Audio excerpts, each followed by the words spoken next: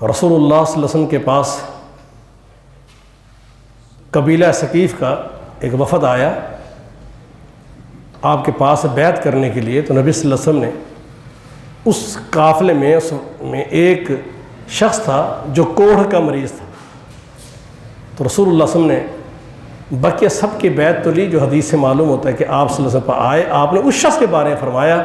اسے کہو یہ وہاں سے چلا جائے جس جگہ وہ بیٹھے تھے اور لوگ آ رہے تھے کہ کر کے بیعت کرنے کے لیے، فرمایا اس سے کہہ دو وہ وہاں سے چلا جائے، ہم نے اس کی بیعت قبول کر لی ہے،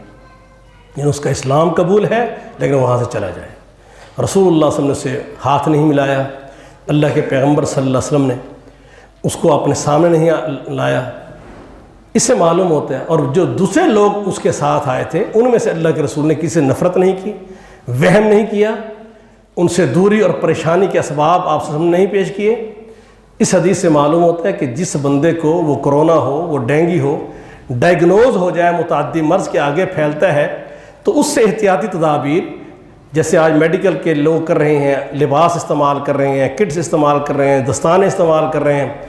ایسا نہیں کرنا کفار کی طرح کہ اپنے عزیز کو، بھائی کو بے یار و مددگار چھوڑ دینا ہے، نہیں، احتیاطی تدابیر کے ساتھ اس کے ساتھ رہنا ہے، احتیاط رکھنی ہے، دوری رکھنی ہے، ٹچنگ سے بچنا ہے، وہ سب چیزیں جو رسول اللہ صلی اللہ علیہ وسلم سے ثابت ہیں صرف اس شخص کے لیے جس میں بیماری ڈائگنوز ہو جائے۔ باقی احتیاطی تدابیر ہیں وہ رسول اللہ صلی اللہ علیہ وسلم کی تعلیمات پہلے موجود ہیں۔ اگر آج اس وقت میڈیکل کہتا ہے کہ آپ زیادہ گیدرنگ سے بچیں، تو نبی صلی اللہ علیہ وسلم نے فرمایا کہ فرض نماز کے بعد تمہاری سنتیں اور نفلیں گھر میں ادا کرنا مسجد میں ادا کرنے سے زیادہ ثواب ہے، تو آپ کوشش کریں نوافل گھروں میں ادا کر لیں۔ فرض نماز کے بعد جیسے میڈیکل میں یہ بتا رہے ہیں کہ آپ کے درمیان میں 4-5 فٹ کا گیپ ہو، اگر کہیں بیٹھے بھی ہیں تو تھوڑا فاصلہ مینٹین رکھ کے بیٹھ جائیں۔ یہ احتیاطی تدابیر ہیں۔ وضو کرنا سب سے بہترین اسلام کی تعلیمات ہیں۔ اگر آپ باقاعدگی سے نماز پڑھتے ہیں اور پنجگانہ وضو کرتے ہیں، الحمدللہ آپ اتنا ہاتھ دھوتے ہیں، اس کے لیے صابن کا استعمال ہے۔ رسول اللہ صلی اللہ علیہ وسلم بعض اوقات واش روم سے آتے تو اللہ کے پیغمبر صلی اللہ علیہ وسلم اپنے بائیں ہاتھ کو مٹی پہ لگا کر ان جراثیموں کو مارنے کے لیے مٹی کا استعمال کرتے، تو اس لیے موجودہ دور میں صابن ہے، اس قسم کی اور چیزیں ہیں جو جراثیم کش ہیں، خاتمے والی ہیں، ان کا استعمال کرنا، کثرت سے صابن وغیرہ استعمال کرنا۔ جہاں دنیاوی چیزوں کی خرید و فروخت اور معاملات میں آپ احتیاط کے ساتھ ساتھ اپنے وہ معمولات کو باقی رکھتے ہیں، ایسے ہی عبادات کے معمولات کو بھی جاری و ساری رکھیں، لیکن احتیاطی تدابیر کے ساتھ ساتھ احتیاطی تدابیر کی رسول اللہ صلی اللہ علیہ وسلم نے امت کو تعلیمات دی ہیں۔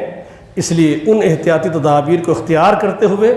دور حاضر کے فتنے سے اللہ کی آزمائش مانگیں۔ نبی علیہ السلام میں ایسے موقعوں پر جو خطرناک اللہ کی طرف سے عذاب کی شکلیں ہیں، آپ یہ دعا مانگا کرتے تھے، اللہم لا تقتلنا بغضبک، اے اللہ ہمیں اپنے غضب سے ہلاک نہ کر دینا، قتل نہ کر دینا، مار نہ دینا میرے اللہ، بلا تہلکنا بعذابک، اللہ اگر تیرا عذاب ہے اللہ اس عذاب سے ہمیں ہلاک نہ کرنا، وعافنا قبل ذالک، اللہ اس عذاب کی ہم تک پہنچنے سے پہلے اللہ ہمیں اس کی عافیت ملے۔